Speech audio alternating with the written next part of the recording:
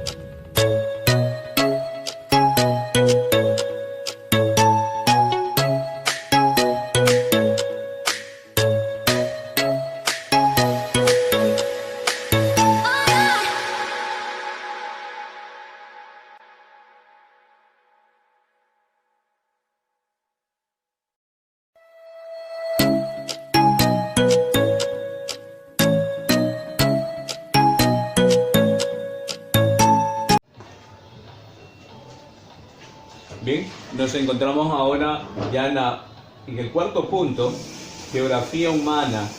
Esta parte de la organización humana nos invita a nosotros a ver realmente qué es el sinónimo de antropogeografía, del estudio de la población, la demografía en sí.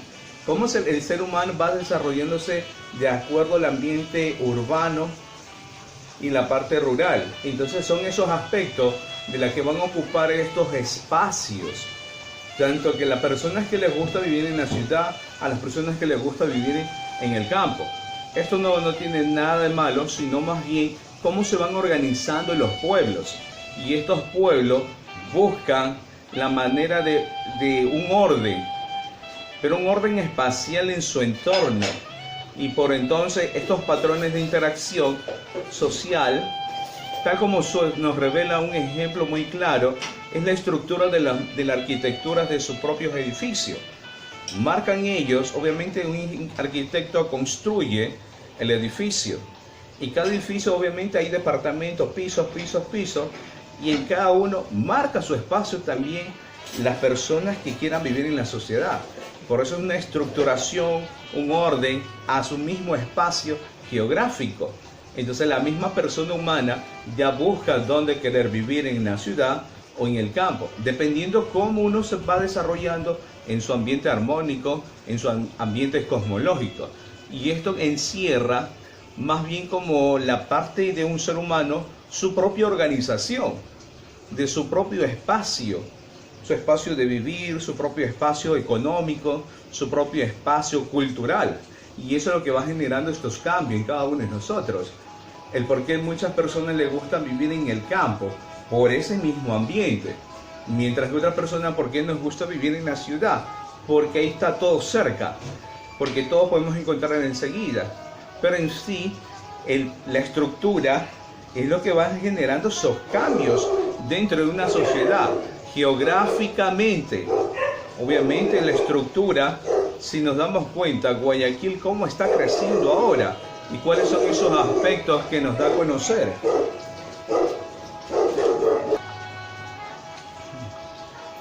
Bien. Siempre sucede algo en cuando uno graba en vivo. Bueno, el perro por ahí se salió, pero ya está otra vez adentro. Vamos a entonces lo que yo decía, la parte, cómo se va estructurando una sociedad, cómo va a tener un cambio, ya su propia diversidad cambie lo que tenía en el campo o lo que puede tener en la ciudad, o viceversa, de la ciudad al campo. Cada uno es de acuerdo a cómo se siente en ese mismo ambiente. Pero recordemos, cada pueblo busca estar con una armonía estable, como se revela en varios ejemplos. Entonces la sociedad misma es la que busca cómo vivir, cómo estructurarse y cómo vivir obviamente en una sociedad que a veces tanto ruido. Pero en sí, y esto es la unicidad de todo un pueblo. ¿Sigues perteneciendo sí a ese pueblo? Sí, pero obviamente buscan su espacio para seguir creciendo como persona. Y recordemos entonces estos puntos muy importantes. Diferentes culturas en el mundo. Por eso yo les decía, en la parte de la geografía humana, es la parte de organización. ¿Cómo se organiza cada familia? Eso depende de cada una de ellas. Pero en sí, buscamos esas diferentes culturas en el mundo. ¿Cómo se van a conocer? Por ejemplo, en otras partes, en Europa sobre todo, personas que viven en el campo, pero van a la ciudad unos 15 días o 20 días, obviamente por alimentación y lo que necesite. Obviamente ellos ya están organizados en ese espacio, pero viven obviamente su propia diversidad, su propia naturaleza, cómo va generando esos cambios en ellos. Entonces, seguimos aquí en este punto 3, la etnicidad. Respetemos las prácticas culturales de cada pueblo, Obviamente siempre las personas que les llama la atención, vívalo, disfrútenlo y sobre todo comparten familia, esos aspectos culturales que el mismo país tiene para nosotros. Pues bien, alguna pregunta hasta aquí, me la hacen saber por interno y nos vemos hasta una próxima. Bendiciones a todos, chicos.